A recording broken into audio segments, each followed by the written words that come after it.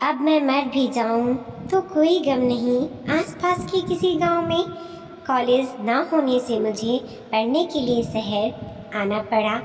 यहाँ एक रिश्तेदार का एक कमरा बिना किराए का मकान मिल गया था। आसपास निर्धन लोगों के घर थे। यहाँ अकेले होने के कारण सारे काम मुझे खुद करने पड़ते थे। खाना बनाना, कपड़े धोना, घर की साफ सफाई करना, सबसे बुरा लगता था बर्तन धोना। कुछ दिन बाद एक पड़ोसी लड़की अपने छोटे भाई के साथ मेरे कमरे में आई और आते ही उसने सवाल किया, क्या तुम मेरे भाई को ट्यूशन पढ़ा दोगे? मैंने कुछ सोचकर मना कर दिया। मैंने कहा, टाइम नहीं है, मेरी पढ़ाई डिस्टर्ब होगी। उसने कहा, बदले में मैं तुम्हारा खाना बना दूंगी। शायद उसे पता था कि मुझे खाना खुद बनाना पड़ता है। मैं चुप रहा तो वह और लालच देकर बोली, मैं बर्तन भी साफ कर दूंगी। अब मुझे भी लालच आ गया और मैंने कहा, कपड़े भी धो दो तो पढ़ा दूंगा। वह सहमति हो गई। अब उसका रोज़ घर में आना जाना होने लगा। वह काम करती रहती और खुद मैं पढ़ाने के साथ साथ उसके भाई को भी पढ़ा रहा होता। शायद बात नहीं होती, उसका कोई 7वीं कक्षा में भाई था और खूब होशियार था, इसलिए ज़्यादा मेहनत नहीं करनी पड़ती थी। कभी कभी वह बिना कहे बड़े ही करीने से घर की सफाई भी कर दिया करती थी। यूं ही दिन गुजरते चले गए। एक रोज़ शाम को वह मेरे घर आई तो उसके हाथ में एक बड़ी सी कुल्फ़ी थी। मुझे दी तो मैंने पूछा, कहाँ से लाई हो? उसने उदास चेहरे से जवाब दिया, आज बरसात होने के कारण कुल्फियाँ बिक नहीं पाई। मैंने फिर कहा, मगर तुम्हारे पापा तो समोसे टिक्की का ठेला लगाते हैं। उसने कहा, वो सर्दियों में समोसे टिक्की और गर्मियों में कुल्फ़ी। आज बरसात हो गई तो कुल्फ़ी नहीं बिकी। ओह, मैंने गहरी सांस छोड़ी। मैंने आज उसे गौर से देखा। गंभीर मुद्रा में वह उम्र से बड़ी लगी, समझदार भी, मासूम भी। धीरे धीरे वक्त गुजरता रहा। मैं कभी कभार उसके घर भी जाने लगा, विशेष तौर पर किसी त्यौहार या उत्सव पर। कई बार उसने नज़रें मिलती तो मिल ही रह जाती। पता नहीं क्या होता था, ऐसा समय बीतता गया। इस बीच कुछ बातें मुझे उसके बारे में पता चली, जैसे कि वह बूटे काटने का काम करती है, मतलब किसी ओढ़नी या चुन्नी पर धागे से गोल गोल चमकीले बिंद बनाना। मैंने बूटे काटने का काम करते उसे बहुत बार देखा था। एक दिन मैंने उससे पूछ लिया, यह काम क्यों करती हो तुम? वह मुस्कुरा कर बोली, पैसे मिलते हैं। क्या करोगी पैसों का? इकट्ठे करती हूँ। कितने हो गए? यही कोई 6 से 7 हज़ार। अरे, तो मुझे 1000 रुपये उधार दे दो, जल्दी लौटा दूंगा। मैंने मांग लिया। उसने सवाल किया, किस लिए चाहिए? कारण पूछोगी तो रहने दो, मैंने मायूसी के साथ कहा। वह बोली, मैंने तो ऐसे ही पूछ लिया, तू मांगो तो सारा दे दूँ। उसकी यह आवाज़ अलग सी ही जान पड़ी, मगर मैं उस वक्त कुछ समझ नहीं पाया। पैसे मिल रहे थे, उन्हीं में खोकर रह गया। एक दोस्त से उधार लिए थे और कनबख्त 2-3 बार वापस पैसे मांग चुका था। एक दिन मेरी जेब में गुलाब की पंखुड़ियाँ, टूटी हुई सूखी पंखुड़ियाँ मिली, मगर मैं यही सोच कर रह गया कि कॉलेज के किसी दोस्त ने चुपके से डाल दी होगी। उस समय इतनी समझ भी नहीं थी। एक दिन कॉलेज में मेरी एक दोस्त मेरे घर आई कुछ नोट्स लेने। मैंने दे दिए। वो मेरे घर बाहर खड़ी थी और मेरी दोस्त को देखकर बाहर से ही तुरंत अपने घर वापस हो गई। फिर दूसरे दिन दोपहर में ही आ धमकी और आते ही कहा, मैं कल से तुम्हारा कोई काम नहीं करूँगी। मैंने पूछा, क्यों? बड़ी देर तक उसने जवाब ही नहीं दिया। फिर धोने के लिए मेरे बिखरे हुए कपड़े समेटने लगी। मैंने कहा, कहीं बाहर जा रहे हो? उसने कहा, नहीं, बस काम नहीं करूँगी और मेरे भाई को भी मत पढ़ाना कल से। मैंने कहा, अरे तुम्हारे 1000 रुपये कल दे दूँगा, कल घर से पैसे आ रहे हैं। मुझे पैसों को लेकर शंका हुई, इसलिए पक्का वादा कर दिया। पैसे नहीं चाहिए मुझे, जवाब मिला। तो फिर मैंने आंखें उसके चेहरे पर स्थित की। उसने एक बार मुझसे नज़रें मिलाईं तो लगा हज़ारों प्रश्न हैं उसकी आंखों में, मगर मेरी समझ से बाहर थे। उसने कोई जवाब नहीं दिया। मेरे कपड़े वह अपने घर से धोकर लाया करती थी। दूसरे दिन ना वह आई ना उसका भाई आया। मैंने जैसे तैसे खाना बनाया, फिर खाकर कॉलेज चला गया।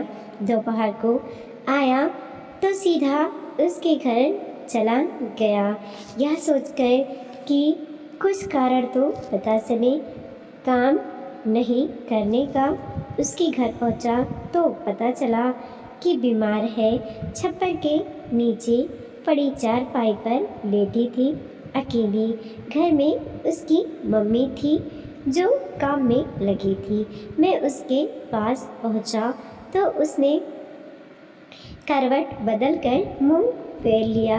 मैंने पूछा, दवाई ली क्या? कुछ नहीं, छोटा सा जवाब दिया बिना मेरी तरफ देखे। मैंने कहा, क्यों नहीं ली? उसने कहा, मेरी मर्जी, तुझे क्या? मुझसे क्यों नाराज़ हो ये तो बता दो। तुम समझते हो कोई बच्चे नहीं हो, जवाब दिया बिना मेरी तरफ देखे। मैंने कहा, अच्छा, दवा क्यों नहीं ली? उसने कहा, मेरी मर्जी, तुझे क्या? अच्छा, मुझसे नाराज़ क्यों हो यही बता दो। तुम समझते हो, फिर मैं क्या बताऊं? मुझे कुछ नहीं पता, सच्ची नहीं पता, तुम्हारी कसम। सुबह से परेशान हूँ, बता दो प्लीज़। नहीं बताती, जाओ यहाँ से। इस बार आवाज़ रोने की थी। मुझे ज़रा घबराहट सी हुई। डरते डरते उसके हाथ को छूकर देखा तो उछल कर रह गया। बहुत गर्म था।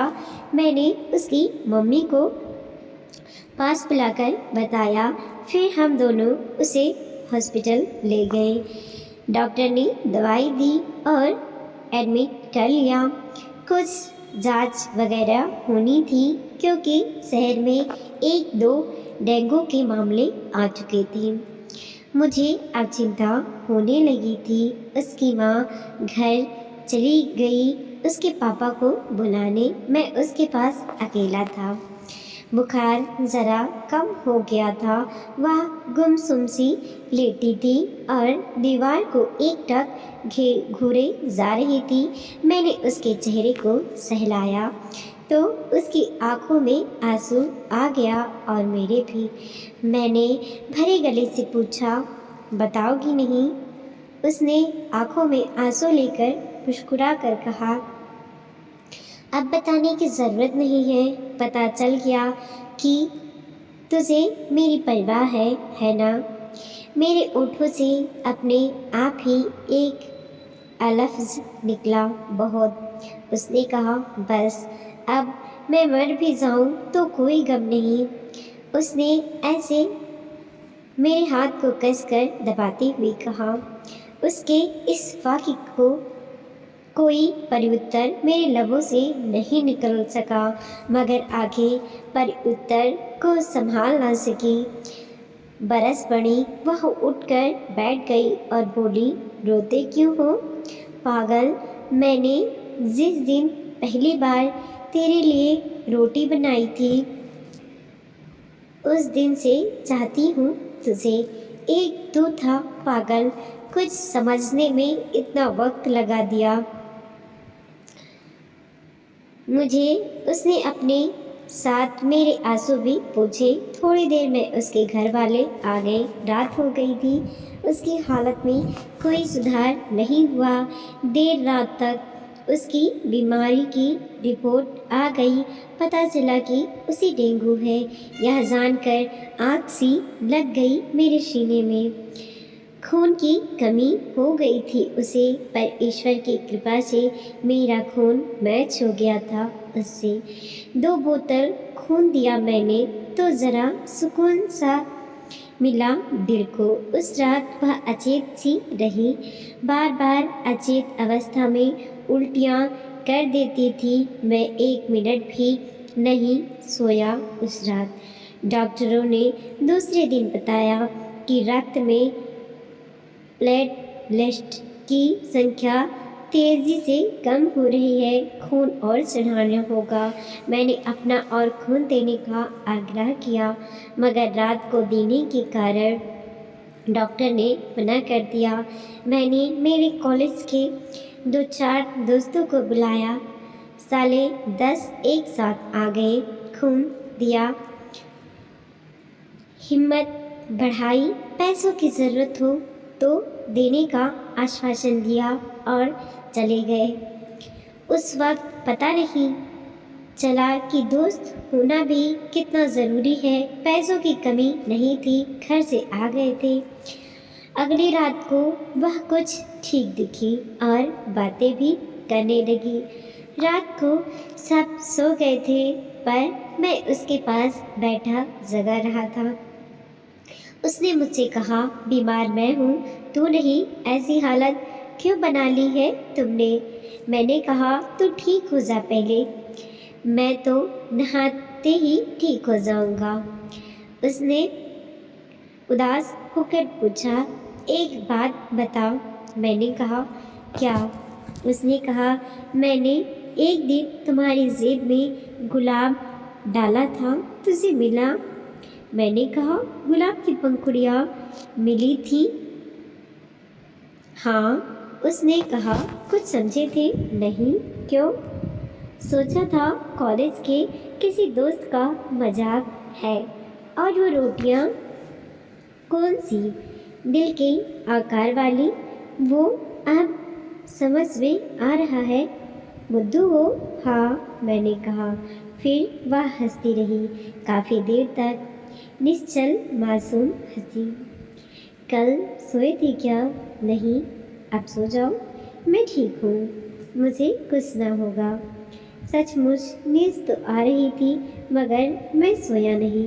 वह फिर से सो गई, पर 1 घंटे भर बाद वापस जग गई। मैं जग ही रहा था।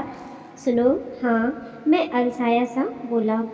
ये बताओ, ये बीमारी छूने से किसी को लग सकती है क्या? नहीं, सिर्फ एडिस मच्छर के काटने से लगती है। इधर आओ। मैं उसके करीब आ गया। एक बार गले लग जाओ, अगर मर गई तो ये आरज़ू बाकी ना रह जाए। ऐसा ना कहो प्लीज़, मैं इतना ही कह पाया। फिर वह मुझसे काफ़ी देर तक लिपटी रही और सो गई। फिर उसे ढंग से लेटाकर मैं भी एक खाली बेड पर सो गया। सुबह मैं तो उठ गया, वह नहीं उठी और सदा के लिए सो गई। मैंने उसे जगाने की बहुत कोशिश की थी, पर उसने आंखें नहीं खोली।